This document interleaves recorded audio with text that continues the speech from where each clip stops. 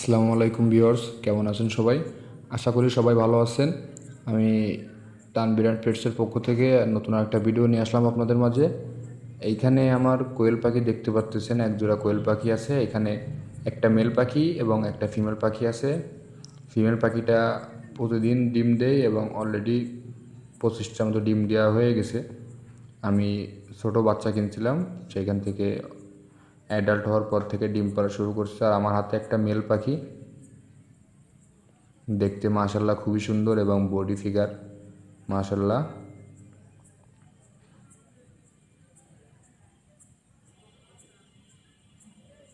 একবারে একদম ফুটবলের মতো দুইটা গোল হয়ে বসে আছে, দেখতে খুবই সুন্দর লাগে, যার কারণে আমি টুকটাকভাবে আপনাদের মাঝে ভিডিও দিয়ে থাকি।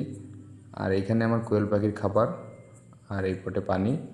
আর আসলে কোয়েল পাখি একটু আলোর পরিবেশে রাখলে ভালো হয়, যেখানে একটু ওদের শরীরে ডিরেক্টলি আলো বাতাস লাগতে পারে। আর এইখানে আমার ককাটেল পাখি আছে, আসলে ওদের গোসলের পরের ভিডিও, যার কারণে পুরো ভিজা পাখিগুলো এখনও। তারপর আমি সিড মিক্স দিলাম, সিড মিক্স দেওয়ার পর ওরা এখন সিড মিক্সগুলো খাচ্ছে। আর পাশে মেল পাখিটা বসে আছে, ওদের কোলে বাচ্চা আছে 2-3টা।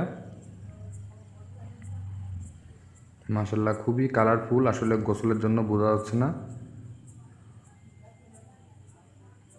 আমার সব পাখিগুলা অলরেডি ব্রিডে চলে আসছে, ইনশাল্লাহ খুব তাড়াতাড়ি আবার ডিম দেওয়া শুরু করে দেবে।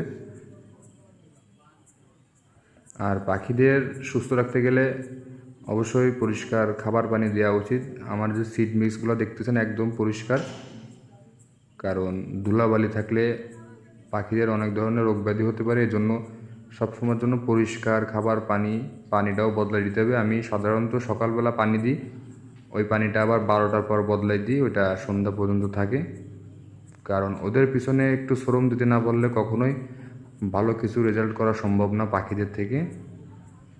আর ককাটেল পাখি আসলে খুবই ভদ্র একটা পাখি, মানে যত পাখিগুলো আছে অতটা ডাকাডাকি করে না, মাঝে মাঝে একটু ডাকাডাকি করে, কিন্তু অন্য অন্য পাখিগুলো তো অল টাইম চিল্লাপাল্লার পরে থাকে।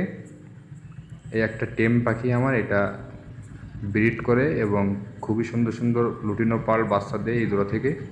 মেলটা লুটিনো, এটা মেল, আর এইটা হচ্ছে ফিমেল। ফিমেলটা লুটিনো পার্ল।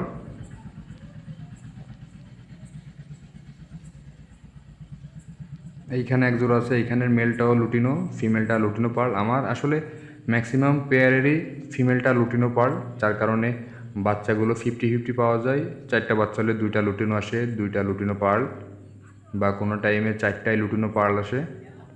ম্যাক্সিমাম টাইমে পার্লের সংখ্যা বেশি থাকে, আর লুটিনো পার্ল বাচ্চাগুলো আসলে দেখতে ভালো লাগে, যার কারণে আমি এভাবে পেয়ারিং করে রাখা।